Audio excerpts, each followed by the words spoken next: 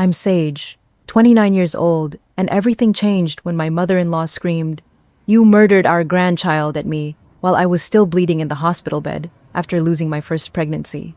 The words cut through the sterile air of the maternity ward like broken glass, each syllable designed to shatter whatever remained of my already fractured heart.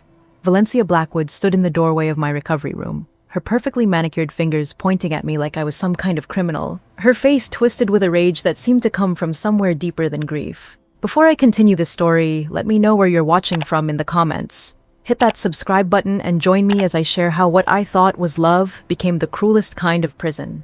Growing up without a mother who died giving birth to me had left me with an aching need to create the family I'd never had, but I never imagined that desire would nearly destroy me. The miscarriage had happened 3 days earlier, at exactly 11 weeks and 2 days. I remember the specific timing because I'd been counting every single day since I saw those 2 pink lines on the pregnancy test, the first positive result after 8 months of trying. Kieran and I had been married for 2 years by then, and his mother had made it clear from our engagement party that she considered me a poor substitute for his ex-girlfriend Blair, who had apparently been everything Valencia wanted in a daughter-in-law.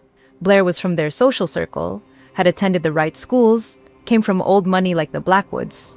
I was a graphic designer from a middle-class family, raised by my father after my mother's death, with student loans and a Honda Civic instead of a trust fund and a BMW. The morning I started bleeding, I was at work designing a logo for a children's clothing company, surrounded by images of smiling babies and pastel colors that suddenly felt like mockery. The cramping had started around 10 a.m., sharp and rhythmic, different from the usual pregnancy discomfort I'd been experiencing. By noon, I was in the bathroom at my office, staring at bright red blood on the toilet paper, my hands shaking as I called Kieran. He met me at the hospital, holding my hand while Dr. Amelia Thorne confirmed what we both already knew. There was no heartbeat on the ultrasound, just silence where our baby's life should have been. Valencia arrived at the hospital before the procedure was even finished, somehow having been informed by Kieran despite my explicit request to wait before telling his family. She swept into the waiting area like a force of nature, her silver hair perfectly styled even at 8 p.m., wearing a black coat that made her look like she was already in mourning. When Kieran went to the cafeteria to get coffee, she cornered me in my hospital bed, her voice low and venomous. "I knew this would happen," she said, her cold blue eyes fixed on my face. "You're not strong enough to carry a Blackwood child. My family has been having healthy babies for generations, and then you come along." The accusation that I had somehow murdered our grandchild came the next morning when she returned to check on us. I was still groggy from the pain medication, still processing the emptiness where hope had lived for 11 weeks, when she launched into a tirade about how I must have done something wrong. Maybe I'd been exercising too much, or eating the wrong foods, or working too many hours at my stressful job. "Normal women don't just lose babies," she declared, her voice rising with each word. "There has to be a reason, and since there's nothing wrong with Kieran's family history, it must be something about you." Kieran stood in the corner of the room during this entire exchange, his face pale but his mouth firmly shut. This was the pattern I'd learned to expect from my husband whenever his mother attacked me. He would look uncomfortable, maybe clear his throat or suggest we change the subject, but he never actually defended me, never told his mother to stop or leave me alone. Later, when I asked him why he hadn't said anything, he would always give me the same excuse. "She's grieving too, Sage. She's wanted grandchildren for years. Give her time to process this."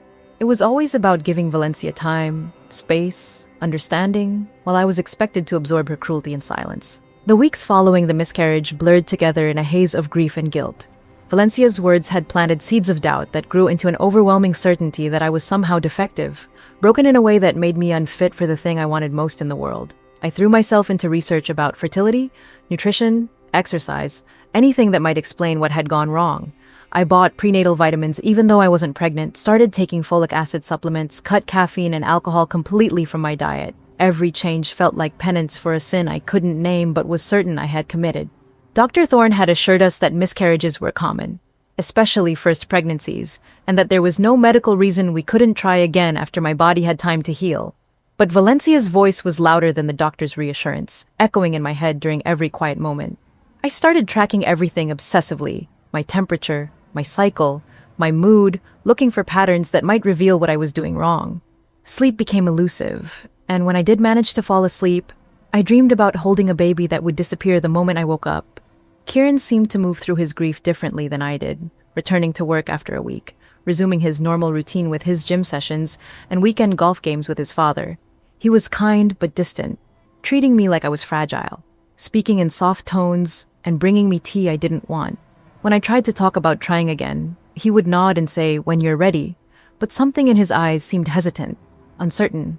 I wondered if he was questioning whether I was capable of carrying his child, if Valencia's doubts were becoming his own. 3 months after the miscarriage, when my cycle had returned to normal, and Dr. Thorne had cleared us to try again, Valencia made her position clear during a family dinner at their sprawling house in Lincoln Park. "Maybe you should wait," she said, cutting into her perfectly prepared salmon. "Give your body more time to recover. Some women just aren't built for pregnancy right away." She glanced meaningfully at Kieran, who focused intently on his plate, and I realized that this wasn't a suggestion. It was a verdict from a woman who had decided I was guilty of failing her family, and the sentence was indefinite postponement of the future I desperately wanted. The fertility treatments began 6 months after the miscarriage, when I finally convinced Kieran that we needed professional help to understand what had gone wrong. Dr. Thorne referred us to the Midwest Fertility Institute, a gleaming medical complex that specialized in what they called reproductive challenges. Our first consultation cost $400 and wasn't covered by insurance, the beginning of what would become a financial hemorrhage that consumed our savings, my inheritance from my father, and eventually my retirement account over the next 4 years. The initial testing phase felt like being dissected by polite strangers in white coats. Blood draws every other day to check hormone levels, ultrasounds to examine my ovaries and uterine lining, procedures with names I struggled to pronounce that required sedation and left me cramping for days afterward. Kieran had to provide samples in sterile cups, and his results came back perfect every time. Strong count, excellent motility, no abnormalities detected. The problem, according to every test we ran, was mysteriously nowhere and everywhere at once. Dr. Thorne used the term unexplained infertility, like it was a diagnosis instead of an admission, that modern medicine had reached its limits with my body. Sometimes couples who should be able to conceive naturally just need a little assistance, she explained during our 3rd month of testing, her voice maintaining the same gentle optimism that had begun to feel patronizing. The assistance came in the form of injectable hormones that cost $300 per dose, administered every morning at precisely 7 a.m. into the fatty tissue of my abdomen. Kieran learned to give me the shots when my hands shook too badly to do it myself. The hormone injections turned my body into something I didn't recognize. My breasts swelled and ached constantly. My emotions swung between rage and despair sometimes within the same hour, and I gained 15 pounds despite eating less than I had before the treatments began. The worst part was the hope that built with each cycle, the careful monitoring of my body's responses that made every twinge feel significant. I started carrying a notebook to track my symptoms, my temperature, the exact timing of every injection, and every disappointment that followed. Valencia's commentary during this period focused primarily on the financial burden we were placing on Kieran's future. $47,000 so far, she announced during one particularly brutal family dinner, having apparently been briefed on our medical expenses by her son. "That's a down payment on a house, or a child's college fund if you already had children." Her emphasis on the word "if" made it clear that she considered our chances slim. Maybe it's time to consider that some people aren't meant to be parents. There's no shame in accepting your limitations. The worst betrayal during those 4 years came from my best friend Phoenix, who called me crying one Tuesday afternoon to tell me she was pregnant. She was 28, had been with her boyfriend Marcus for only 8 months, and had gotten pregnant while they were not really trying, but not preventing either. The casual nature of her conception, the accident that had become my impossible dream, broke something fundamental in our friendship. I told her I was happy for her, attended her baby shower, sent appropriate gifts, and slowly began declining her invitations until we barely spoke at all. The failure of each treatment cycle followed a predictable pattern that became the rhythm of my existence for those 4 years. 2 weeks of hormones and monitoring, followed by a procedure, followed by 2 weeks of waiting that felt like holding my breath underwater. The pregnancy tests were always negative, but I took them multiple times anyway, studying the single line like it might transform into 2 if I stared long enough. Kieran would find the discarded tests in the bathroom trash and hold me while I cried, his arms feeling more like containment than comfort as the months passed. By the 2nd year of treatments, I had become an expert in fertility terminology and success rates, spending hours on online forums where women shared their stories of triumph and failure with the devotion of religious converts. I learned about follicle counts and luteal phases, about the difference between fresh and frozen embryo transfers, about the emotional toll of hope deferred month after month. The women in these forums became more real to me than the people in my actual life, united by a shared understanding of loss that felt more authentic than the careful sympathy of friends and family. The financial stress began affecting other areas of our marriage as our credit card debt climbed toward $30,000. Kieran started working longer hours to cover the costs, leaving me alone with my thoughts and my increasingly elaborate tracking systems. I created spreadsheets that documented every aspect of my reproductive health, color-coded charts that mapped my cycles against treatment protocols, as if organization could somehow control outcomes that seemed determined to remain beyond my influence. Dr. Thorne's office became more familiar to me than my own workplace. I knew the names of all the nurses, the receptionist's coffee order, which examination rooms had the most comfortable chairs for the long waits that preceded each disappointment. The walls were decorated with photos of babies who had been conceived through their programs, hundreds of smiling faces that represented other women's victories, and my ongoing failure. I stopped looking at those photos after the first year, focusing instead on medical journals or my phone during the endless hours spent in waiting rooms. The physical symptoms I experienced during treatments seemed to change with each cycle, sometimes mimicking early pregnancy signs so convincingly that I would allow myself to hope, despite my better judgment. Nausea that lasted for days, breast tenderness that made wearing bras painful, fatigue that left me sleeping 10 hours a night and still exhausted. These symptoms would disappear as suddenly as they appeared, usually right before my period arrived to announce another failure. Valencia's visits to check on our progress became monthly ordeals that I dreaded but couldn't avoid. She would arrive unannounced, usually when Kieran was at work, and settle into our kitchen like she belonged there. "Any good news to share?" she would ask, her tone suggesting she already knew the answer. When I explained that we were trying a new protocol or adjusting medication dosages, she would nod with the expression of someone humoring a child's fantasy. "Well, I suppose hope is important," she would say, the word hope dripping with skepticism. The isolation that came with infertility was something none of the medical professionals had warned me about. Friends stopped asking about our family plans. Colleagues avoided mentioning their pregnancies around me, and family gatherings became minefields of innocent questions that felt like accusations. I began declining invitations to baby showers and children's birthday parties, claiming work obligations or prior commitments that didn't exist. The world seemed divided between people who could have children easily and people like me, who had been excluded from what appeared to be the most basic human function. By the 4th year of treatments, my body had been through 6 rounds of IVF, countless monitoring appointments, and procedures whose names I could recite like prayers. The total cost had exceeded $75,000, money that could have bought a house or funded a decade of vacations, instead disappeared into a medical system that continued to promise results they couldn't deliver. I was 33 years old, exhausted in ways that sleep couldn't fix, married to a man who had become a stranger, focused more on managing my disappointment than sharing it. And then the morning everything changed started like every other day during those 4 years, with an injection at 7 a.m. and a drive to Dr. Thorne's office for monitoring. But this time the ultrasound showed something different, something that would make me believe for a few precious months that all the suffering had been worth it. The ultrasound technician's face changed in a way I had learned to read over 4 years of medical appointments. But this time, her expression shifted towards something I hadn't seen before. "Let me get Dr. Thorne," she said quietly, her voice carrying a weight that made my stomach clench with familiar dread. I prepared myself for another conversation about cysts, or irregular lining, or any of the dozen other complications that had derailed previous cycles. Instead, Dr. Thorne entered the room with a smile I had never seen her wear during our years together. "Congratulations, Sage," she said, pointing to a tiny flickering spot on the ultrasound screen. "You're pregnant." The words didn't register immediately, floating in the air between us like something spoken in a foreign language. I had heard, "I'm sorry," and "let's try again next cycle" so many times that my brain couldn't process this different outcome. Kieran grabbed my hand, his palm sweaty against mine, and for the first time in months, his smile looked genuine instead of practiced. The drive home from that appointment felt surreal, like I was watching someone else's life unfold from outside my body.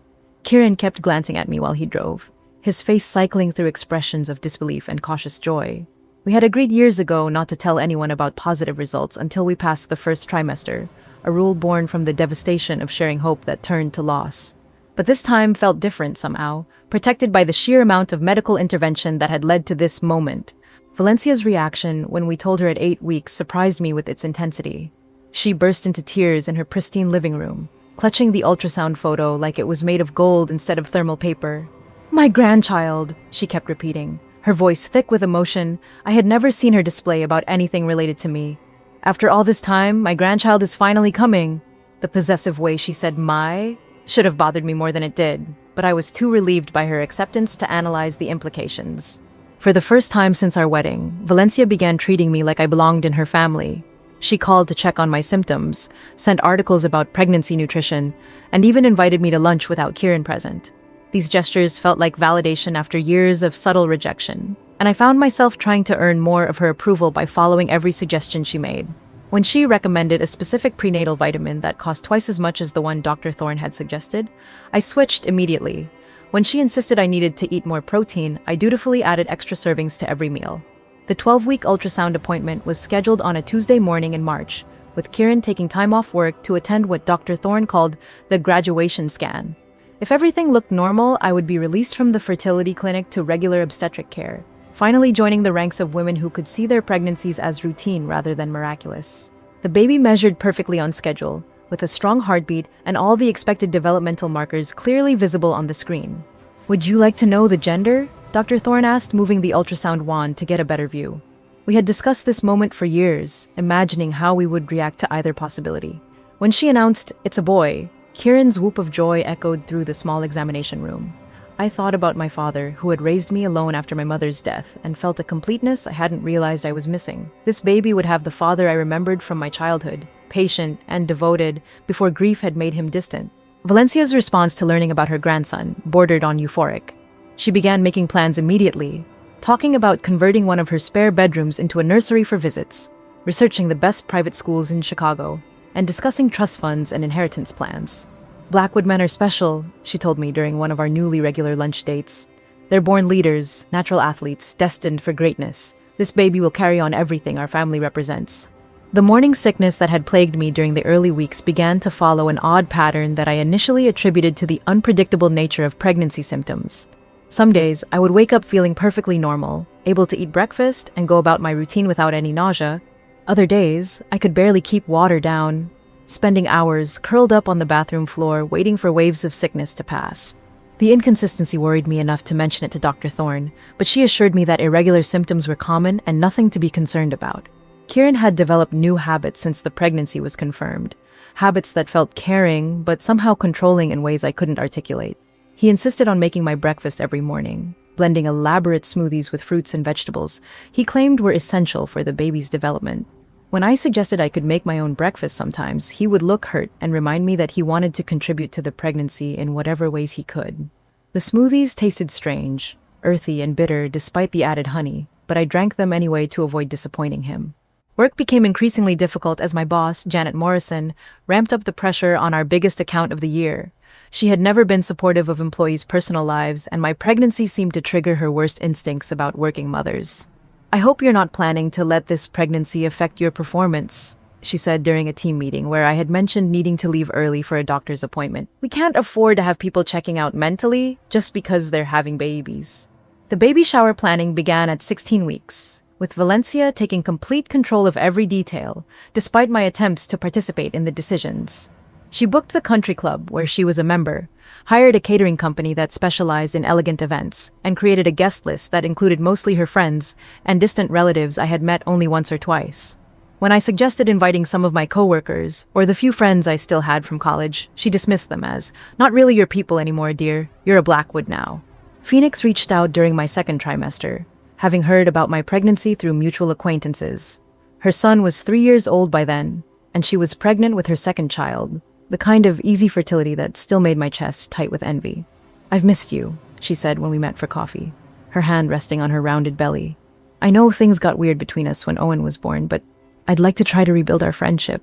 I wanted to forgive her, to reclaim the connection we had shared before infertility had poisoned my ability to celebrate other people's happiness. The strangest thing about the pregnancy was how my energy levels seemed to fluctuate in ways that didn't match any of the pregnancy guides I had read obsessively during my years of trying to conceive. Some mornings I would wake up feeling vibrant and strong, ready to tackle projects around the house or take long walks around our neighborhood.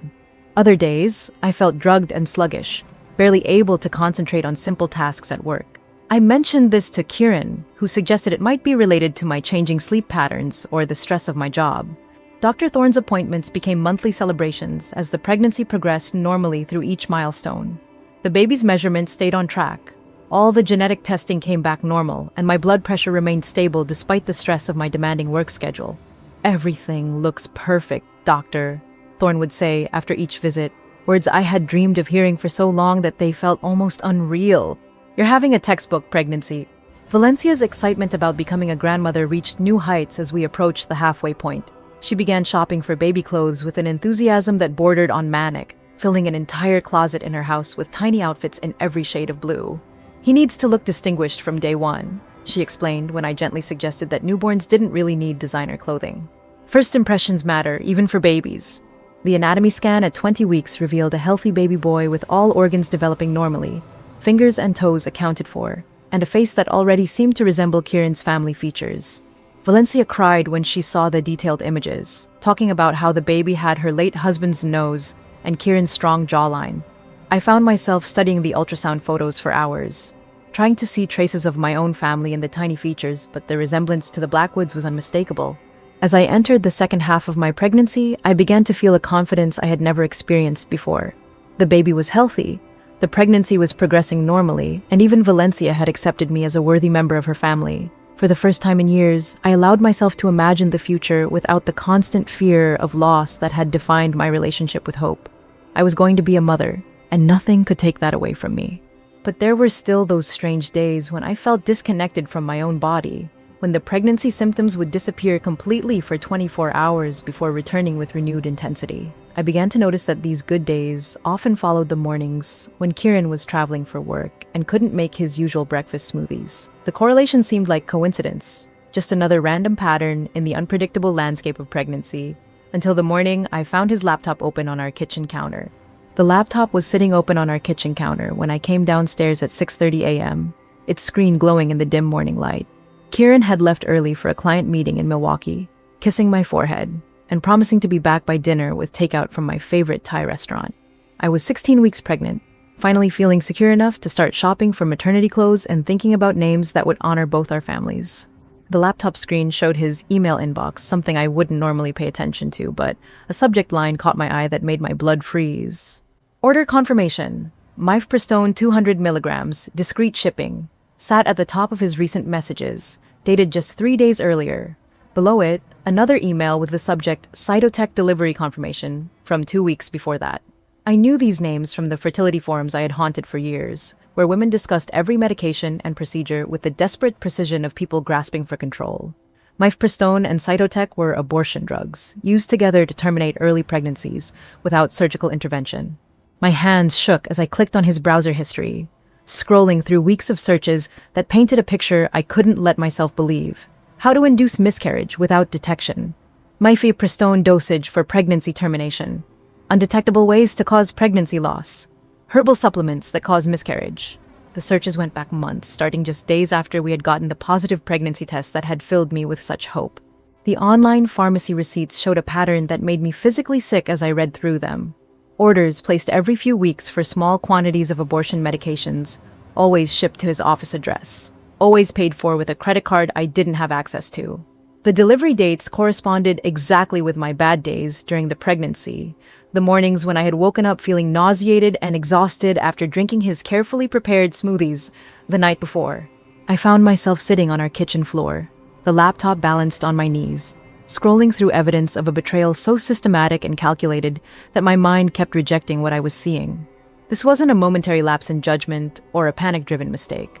This was a deliberate, ongoing campaign to end my pregnancy while maintaining the appearance of being a supportive husband. Every concerned look when I felt sick, every gentle suggestion that I rest more, every smoothie he had insisted on making personally had been part of an elaborate lie.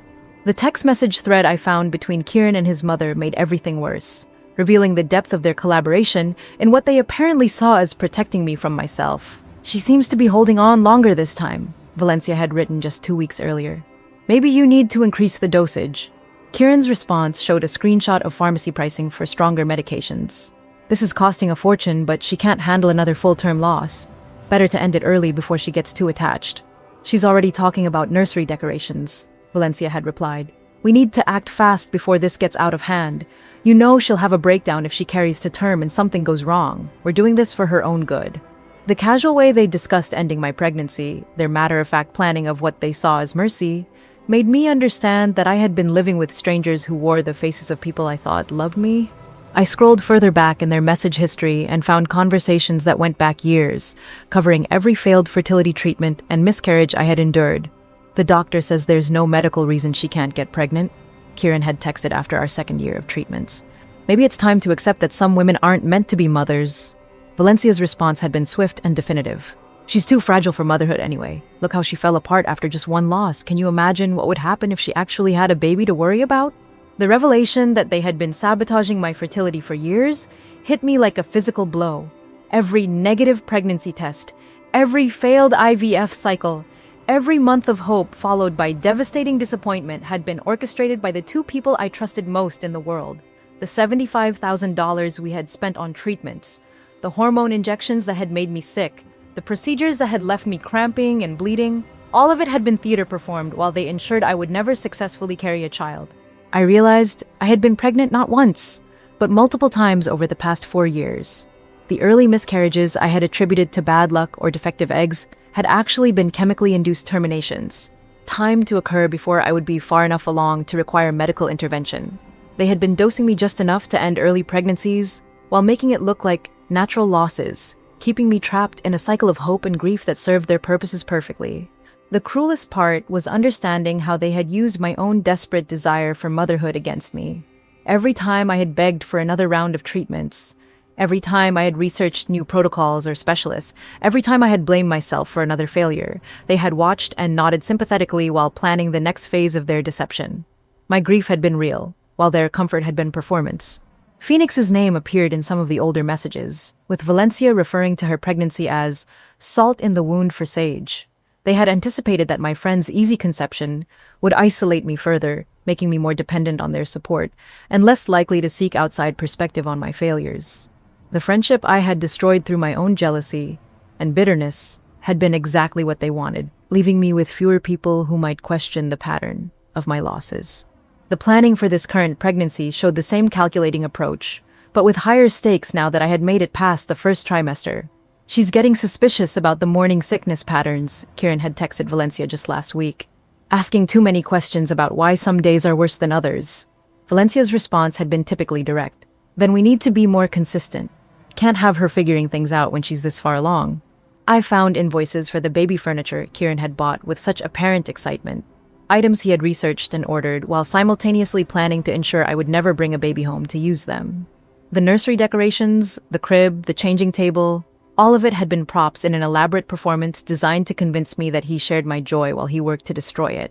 The most devastating discovery was a document titled Sage's Emotional Management Plan that outlined their strategy for handling my psychological state through repeated pregnancy losses.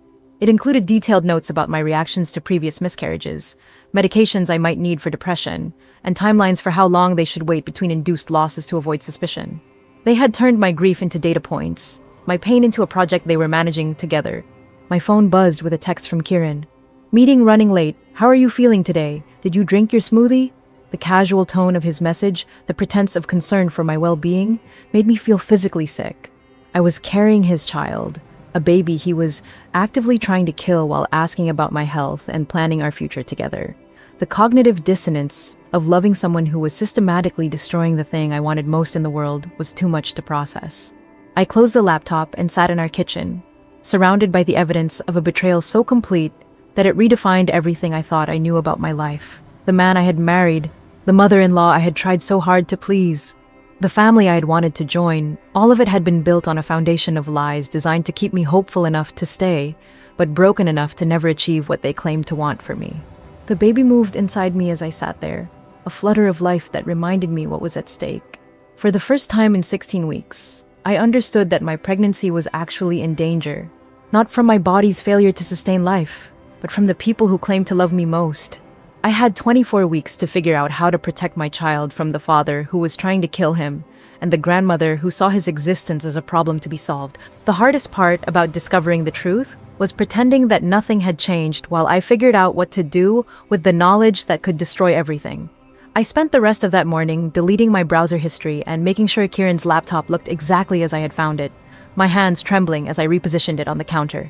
When he came home that evening with Thai food and asked about my day, I forced myself to smile and tell him about the baby clothes I had looked at online, all while knowing he was planning to ensure I would never need them. The next morning, when Kieran prepared my usual smoothie with his characteristic attention to detail, I watched his hands move with new understanding. The way he measured each ingredient so precisely, the way he insisted on blending it himself, the way he stood there watching me drink it with what I had interpreted as a loving care. I took small sips and nodded appreciatively while my stomach churned with knowledge and fear. "It tastes different today," I said, testing to see his reaction. "Did you add something new?" His face remained perfectly composed, but I caught a flicker of something in his eyes before he answered. "Just some extra spinach for iron. Dr. Thorne mentioned you might need more leafy greens." The lie rolled off his tongue so smoothly that I wondered how many other lies I had accepted as truth over the years. I finished the smoothie in the bathroom, pouring it down the sink after making sure he had left for work. Within an hour, I felt better than I had in weeks, my energy returning and the constant low-level nausea that had been plaguing me finally lifting. I called in sick to work and spent the day making copies of every piece of evidence I had found on Kieran's laptop. The emails, the browser history, the text messages with Valencia, the pharmacy receipts, all of it went into a folder that I hid in my car and backed up to a cloud storage account he didn't know about. Phoenix's number had remained in my phone through all the years of silence between us, and I stared at it for an hour before finally hitting call. "Sage?" Her voice was warm but cautious when she answered, probably wondering why I was calling after years of minimal contact. "I've been thinking about you since we had coffee. How are you feeling?" The simple question broke something loose in me, and I found myself crying before I could get any words out. "Can you come over?" I managed to say. "I need help, and I don't know who else to trust." She was at my house within 30 minutes, her 3-year-old son Owen in tow, because she couldn't find childcare on short notice.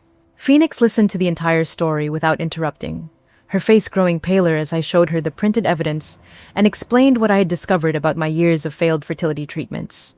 When I finished, she was quiet for a long moment, processing the scope of what Kieran and Valencia had done. "This isn't just betrayal," she said finally. "This is a crime. They've been poisoning you, Sage. They've been deliberately ending your pregnancies and letting you think your body was failing." Having someone else confirm what I had been afraid to believe made the reality hit harder than it had when I was alone with the evidence.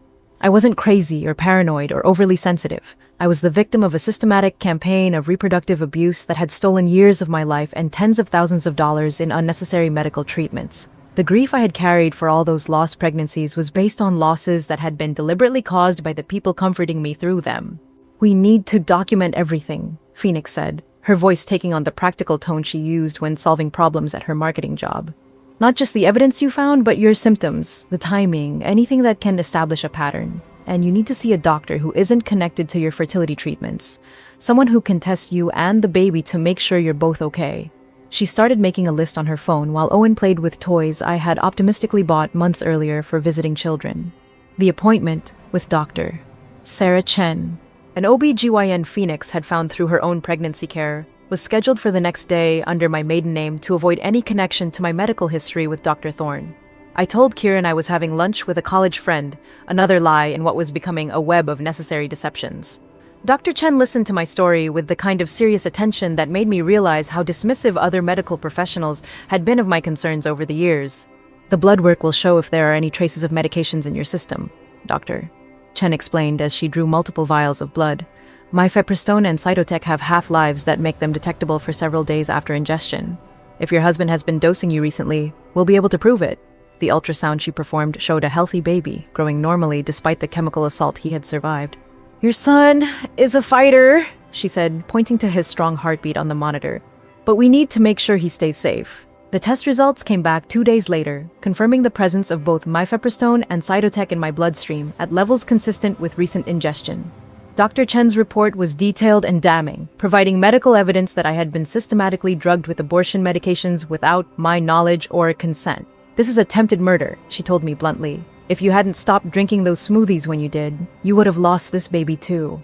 Valencia's visit that afternoon felt like a test of my ability to maintain the charade while knowing the truth about her role in my suffering. She arrived with shopping bags full of expensive baby clothes, exclaiming over tiny outfits that cost more than my monthly grocery budget. I couldn't resist, she said, laying out outfit after outfit on my living room couch. My grandson needs to look perfect for his first photos. The possessive way she talked about my baby, the assumption that she would control every aspect of his life, took on sinister meaning now that I understood her true feelings about his existence. Have you given any thought to childcare after he's born? Valencia asked, settling into my kitchen with the familiarity of someone who considered my home an extension of her own territory. I've been thinking that it might be best if I moved in for the first few months, just to help you adjust. New mothers can be so overwhelmed, and with your history of emotional instability, you'll need extra support. The offer that might have seemed generous a week ago now sounded like a threat, a plan to maintain control over the baby she was trying to prevent from being born. I managed to deflect her questions about living arrangements and childcare with vague promises to discuss everything with Kieran later. The effort of maintaining normal conversation while knowing what she had done was exhausting, but I needed time to plan my next moves carefully. Phoenix had connected me with a lawyer who specialized in domestic violence cases, and our appointment was scheduled for the following week. Everything depended on gathering enough evidence to ensure my safety and my baby's protection. The baby shower invitations had already been sent, with the party scheduled for the following month at Valencia's country club.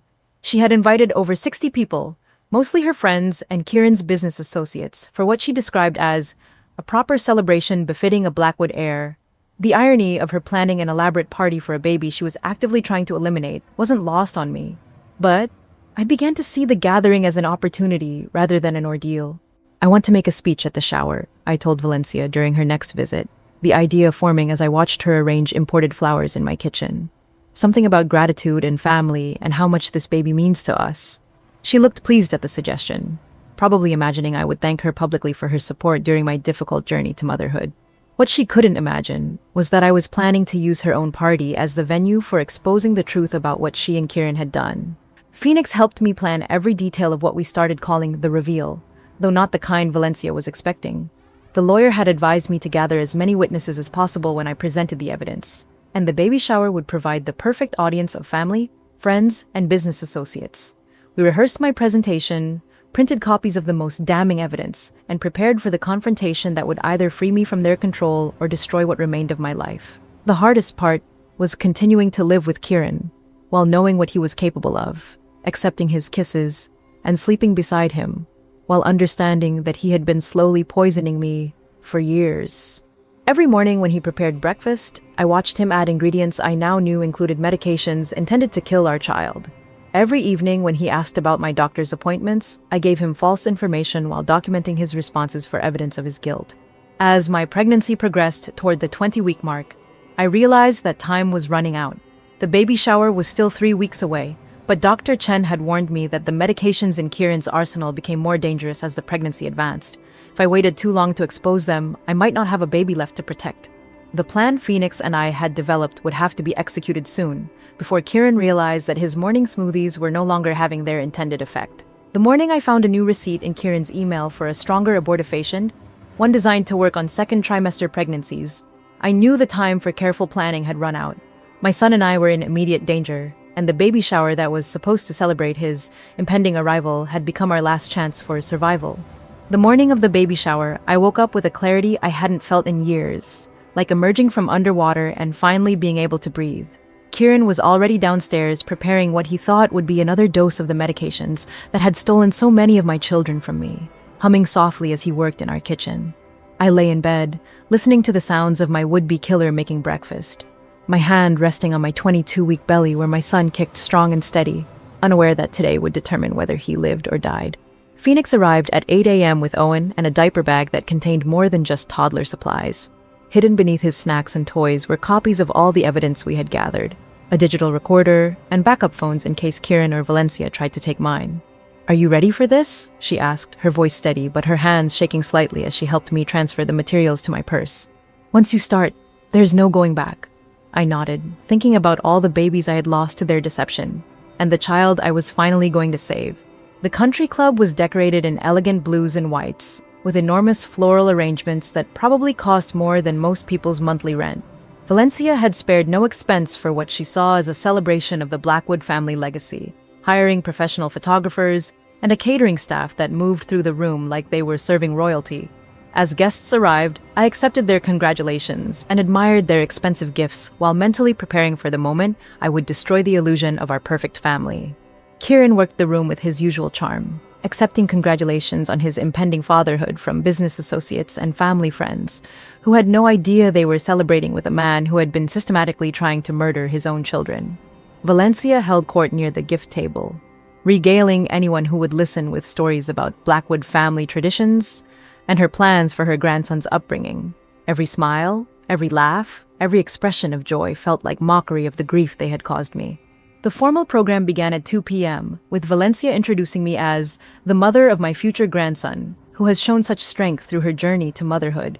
The irony of her praising my strength while describing the journey she had sabotaged made my stomach turn, but I smiled and nodded as guests applauded.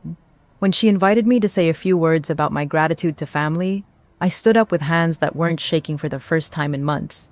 "Thank you all for being here to celebrate this miracle," I began, my voice carrying clearly through the room.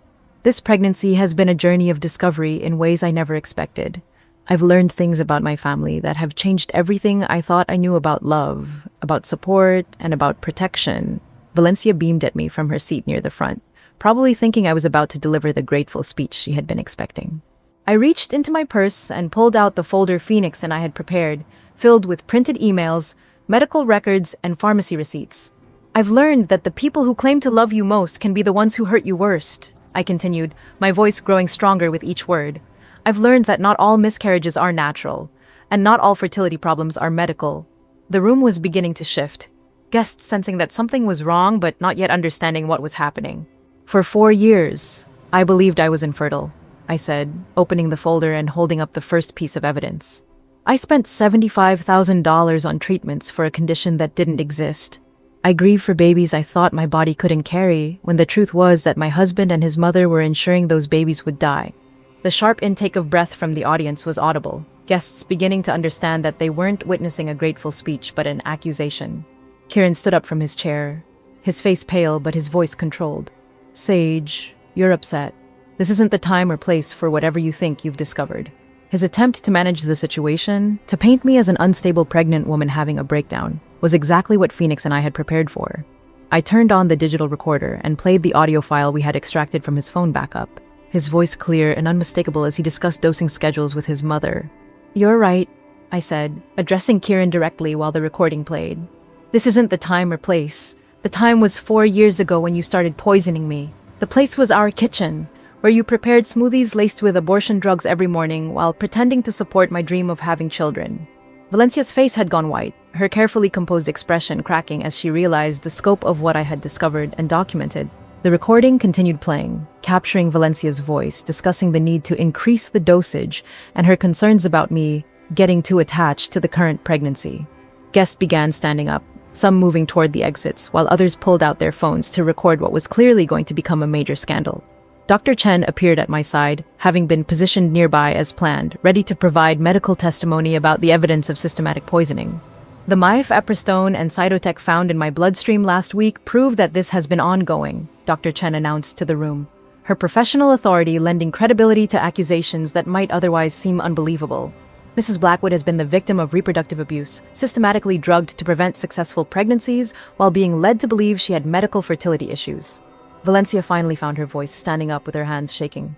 "We were protecting you," Valencia screamed, her composure completely shattered. "You couldn't handle losing babies at full term. You fell apart after one miscarriage. Imagine what would have happened if you'd carried to term and lost a child, or had a baby you couldn't care for. We did this for you to save you from worse pain." Her admission, delivered in front of 60 witnesses and multiple recording devices, was everything Phoenix and I had hoped for. Kieran tried a different approach, moving toward me with his hands raised in what might have looked like a peaceful gesture. "If you didn't know what those hands had been putting in my food for years." "Sage, please, let's talk about this privately. You're having a breakdown. This stress isn't good for the baby."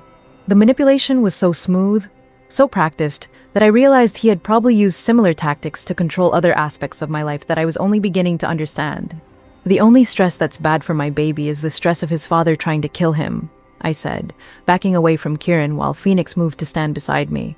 "The only breakdown happening here is the breakdown of your lies." Several of the male guests, including Kieran's own business partners, had positioned themselves between us, clearly uncomfortable with the direction the confrontation was taking, and unwilling to let him get closer to a pregnant woman who was accusing him of attempted murder.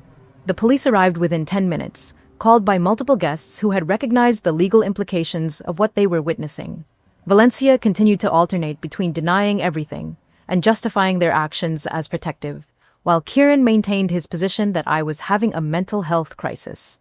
The evidence Phoenix and I had gathered, combined with Dr. Chen's medical testimony, and the admissions Valencia had made in front of witnesses, was more than enough for the responding officers to take the situation seriously. The arrests happened in the country club parking lot, Valencia screaming about her reputation and her standing in the community while Kieran maintained his silence except to request a lawyer. As they were led away in handcuffs, I felt something I hadn't experienced in years. Relief, not joy, not victory. Just the profound relief of finally being safe, of knowing that my son would be born into a world where his mother was no longer being slowly poisoned by the people who claimed to love her. Phoenix drove me home while Owen slept in his car seat, both of us exhausted from the adrenaline crash that followed the confrontation. "What happens now?" I asked, my hand resting on my belly where the baby was moving more actively than usual, as if he could sense that something fundamental had changed. "Now you heal," Phoenix said simply. "Now you build the life you were meant to have before they stole it from you." The legal proceedings took 18 months, during which time I gave birth to a healthy baby boy I named Atlas. After the strength it had taken to carry the world of their deception, until I could finally set it down.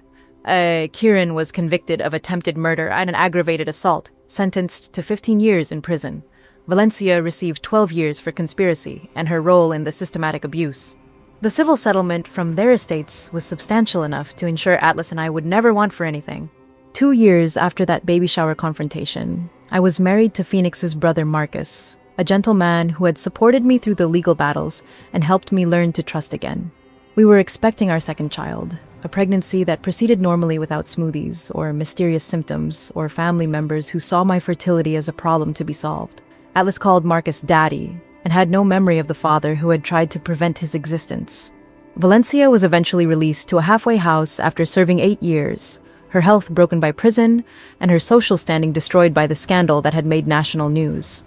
She was allowed supervised visits with Atlas once a month, sessions monitored by social workers who ensured she understood that any attempt to manipulate or control would result in permanent separation. She was a diminished woman, aged beyond her years by consequences she had never imagined facing. Sometimes, people ask me if I forgive them, if I've found peace with what happened, if I think they really believed they were protecting me. The truth is that forgiveness isn't something I owe to people who systematically tried to destroy the thing I wanted most in the world. Peace isn't something you find with people who turned your grief into entertainment and your hope into a weapon against you. What I found instead was the strength to build a life without them, surrounded by people who love me enough to want me to be happy rather than grateful. The family you choose is always more important than the family you're born into. And sometimes, the worst thing that happens to you is also the push you need to find out who you really are when you're not being slowly poisoned by people who claim to love you. If this story resonated with you, if you've experienced betrayal by people who were supposed to protect you, share your strength in the comments below. Remember that survival isn't just about making it through, it's about building something better from the pieces they tried to break.